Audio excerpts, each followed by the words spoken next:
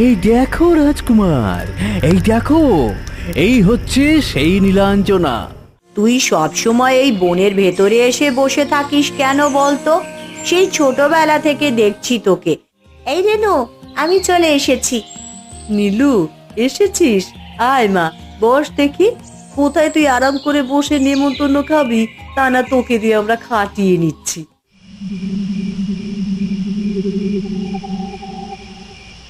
এ কি নীলুলকা, এতগুলো বছর তো নির্ঝঞ্ঝাটে কেটে গেছে, আবারও কি তাহলে আমার জন্য এই বেনুপুর গ্রামে কোনো বিপদ আসবে? আমি কি পারবো সেই বিপদ রুখতে?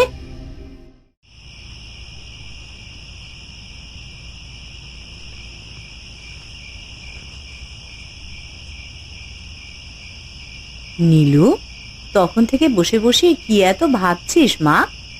কই না তো মা, কিছু ভাবছি না তো। তোর কি হয়েছে বলতো? ইদানিং প্রায়ই দেখছি তুই চুপচাপ বসে থাকিস। আগে তো এক দণ্ড তোকে কোথাও ধরে রাখা যেত না। কিছু হয়েছে তোর মা? না, আমার কিছু হয়নি। কি হবে আমার? ওই দেখো, বাইরে কি সুন্দর চাঁদ উঠেছে, আমি সেই চাঁদটাকেই দেখছিলাম। চাঁদ তো প্রতিদিনই ওঠে, জানলা দিয়ে হাঁ করে সেটা আবার দেখতে হয় নাকি? বারে, এত সুন্দর চাঁদ উঠেছে, না দেখলে চলে? তখন চাঁদের মন খারাপ হবে না? পাগল মেয়ে একটা। সত্যি, মা ঠিকই বলেছে। ইদানিং আমার কিছুই ভালো লাগছে না, কেমন যেন খালি খালি লাগছে। কতদিন প্রজাপতিকে দেখিনি। আচ্ছা, সে কি সত্যি সত্যি আমাকে ভুলে গেছে? প্রজাপতি, প্রজাপতি, তুমি কি আমার কথা শুনতে পাচ্ছ? তুমি কোথায় প্রজাপতি? তোমাকে বড় দেখতে ইচ্ছে করছে। তুমি কি আর আসবে না আমার কাছে?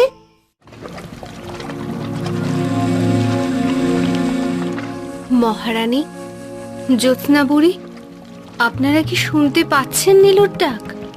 হ্যাঁ, আমরা শুনতে পেয়েছি। যতবারই আমি এই ডাক শুনি, ততবারই আমার বুক হু হু করে ওঠে। তখন আমার ইচ্ছে করে সবকিছু ছেড়ে ছুড়ে পৃথিবীতে গিয়ে নীলুকে বুকে জড়িয়ে ধরি। নিজের মাকে ও কখনো দেখেও নি, অথচ তার জন্য এত ভালোবাসা নীলাঞ্জনা বুকের মধ্যে যত্ন করে রেখেছে। মহারানী, আপনি বলে দিন, আমি কি করব? 10টা বছর পার হয়ে গেছে। নীলু এখন ছোট্ট বালিকা থেকে যুবতী হয়েছে। এরপরেও কি আমরা ওকে জানাবো না যে ওর আসল পরিচয় কি? সময় নিজেই ওকে জানিয়ে দেবে। আমাদেরকে আলাদা করে কিছু বলতে হবে না। কিন্তু এখন আমরা কি করব? নীলুর ডাকে অগ্রাহ্য করার কোনো ক্ষমতাই যে আমার নেই। 10টা বছর পার হয়ে গেছে, তাও নীলু তার প্রজাপতির কথা ভোলেনি। নিজের মাকে কি কেউ কখনো ভুলতে পারে? এ যে অসম্ভব। তুমি দুঃখ করো না মালবিকা। আমার যদি ক্ষমতা থাকতো, তাহলে আমি আমার সমস্ত ক্ষমতার বিনিময়ে নীলুকে পরিলোকে নিয়ে আসতাম। কিন্তু আমি যদি পরিলোকে নীলুর স্থান দিই, তাহলে সমগ্র পরিলোক যে ধ্বংস হয়ে যাবে। আমি যে নিরুপায় মালবিকা। আমি প্রতি রাতেই ওর ডাক শুনি। ঘুমাতে যাওয়ার আগে ও সব সময় নিজের মাকে একবার করে ডাকে আর কিছু চায়। সে কেবলমাত্র একবার তার প্রজাপতি মাকে চোখের দেখা দেখতে চায়। মহারানী, একবার আমাকে অনুমতি দিন, আমি একবার নীলুর সঙ্গে দেখা করতে চাই। তুমি নীলুর সঙ্গে দেখা করে কি করবে? আমি জানি না কি করব, কিন্তু আমি একবার ওর কাছে যেতে চাই।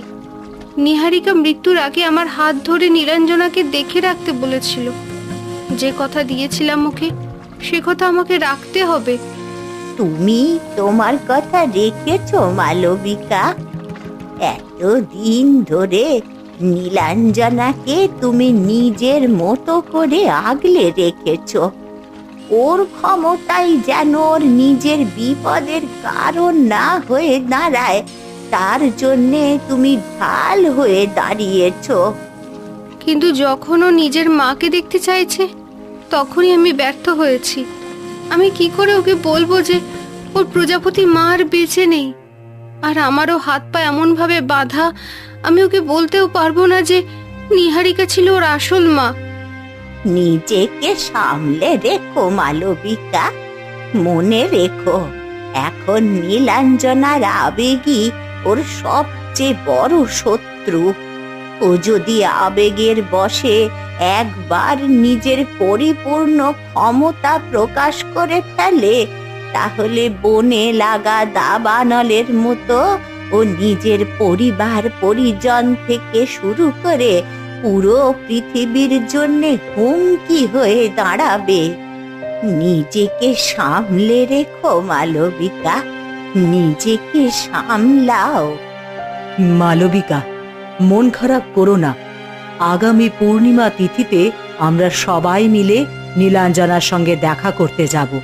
তখন তুমি প্রাণ ভরে নীলাঞ্জনার সঙ্গে কথা বলতে পারবে।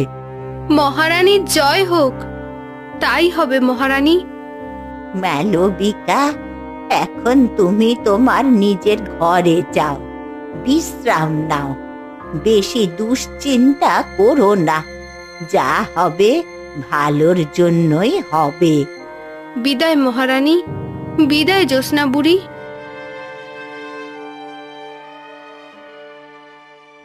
দারুণ খবর বন্ধুরা, আইপিএল শুরু হয়ে গেছে। আর আইপিএল মানেই আর্নিং করার সুযোগ। আজ আমি তোমাদের একটা অ্যাপের কথা বলবো, যেখানে প্রথম ডিপোজিটে 12,000 টাকা পর্যন্ত জেতার সুযোগ আছে। এখানে তোমরা দেখতে পারবে লাইভ ম্যাচ রেজাল্ট আর প্রেডিকশন করে গেম খেলতে পারবে। কোন টিম জিতবে, কত রান হবে, কোন প্লেয়ার বেশি রান করবে। শুধু তাই না, টাস্ক কমপ্লিট করে জিততে পারো car, iPhone, Apple watch, TV. Registration করার সময় প্রোমো কোড উইলস্টুন ব্যবহার করো আর পেয়ে যাও 12,000 টাকা পর্যন্ত বোনাস। উইথড্রল একদম ইজি, বিকাশ, ব্যাংক সহ আরো অপশন। 24x7 support available. কমেন্টে লিংক দেওয়া আছে, ক্লিক করে রেজিস্টার করো আর উইলস্টুন ব্যবহার করো। নিহারিকার জন্য আমার আফসোস হচ্ছে। মৃত্যুর আগ মুহূর্ত পর্যন্ত সে চেয়েছিল নিজের মেয়েকে একবার জড়িয়ে ধরতে, অথচ ভাগ্য কি নির্মম পরিহাস করলো ওর সঙ্গে। ও নিজেকে বিলীন করে দিয়ে নিজের মেয়েকে পরমায়ু দান করেছে। কজন পারে এমন আত্মত্যাগ? আপনি মনে করছেন নিহারিকা মারা গেছে? সে বেঁচে আছে নীলাঞ্জনার মধ্যে আর আমাদের স্মৃতির মধ্যে, কথার মধ্যে। যুগ যুগ ধরে আমাদের হৃদয়ে সে বেঁচে থাকবে। পুণ্য আত্মার মানুষের যে কখনো মৃত্যু হয় না মহারানী। তুমি ঠিক বলেছ। নিজের মেয়ের জন্য এত বড় একটা আত্মত্যাগ নিহারিকা ছাড়া আর কেউ করতে পারত না। তার সারা জীবন কেটেছে চরম ত্যাগের মধ্য দিয়ে। মাঝে মাঝে ভাবি, প্রথমে স্বামীকে হারালো, তারপর নিজের মেয়েকে চোখের সামনে থেকেও তাকে ছুঁতে পারলো না। তারপরেও তার ভেতরে কোনো রকম অবিচলতা দেখিনি। ধন্য, ধন্য তুমি নিহারিকা। কি ব্যাপার, কবুতরের ডাক শোনা যাচ্ছে মনে হচ্ছে? হ্যাঁ মহারানী, মনে হচ্ছে ভূমিকা আসছে।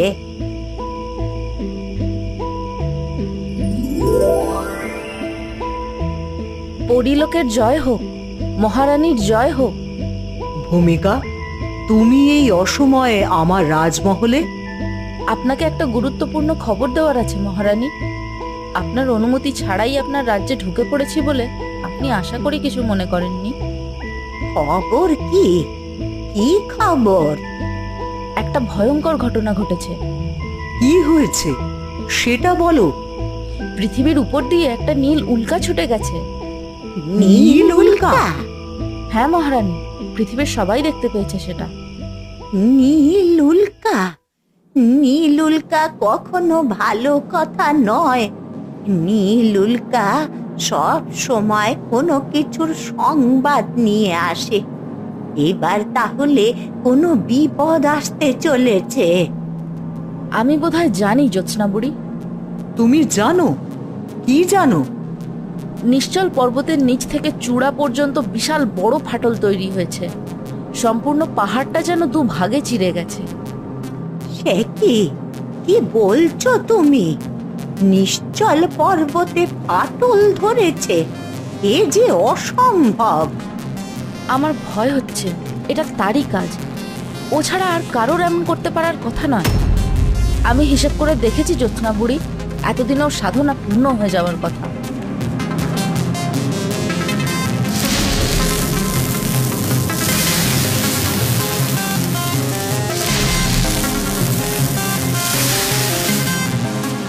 ও ফিরে এসেছে মহারানী, ও ফিরে এসেছে। নীলাঞ্জনার বিপদ শেষ হয়ে যায়নি।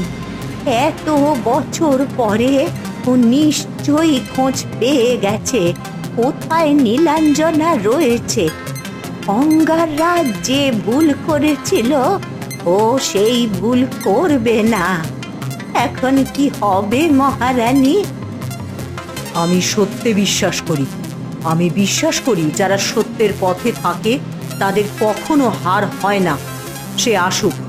যদি সে নীলাঞ্জনাকে আমাদের কাছ থেকে কেড়ে নিতে পারে তাহলে দেখিয়ে দিক তার কত ক্ষমতা। নিহারিকাকে আমরা কথা দিয়েছি নীলাঞ্জনার কোনো ক্ষতি হতে দেব না। ভূমিকা, পরিলোকের সবাইকে প্রস্তুত হতে বলো। এক বিশাল ঝড় আসছে, তার জন্যে আমাদের সবাইকে মিলেমিশে কাজ করতে হবে। যেমন হুকুম করবেন মহারানী। ঈশ্বর আপনার সহায় হোক মহারানী।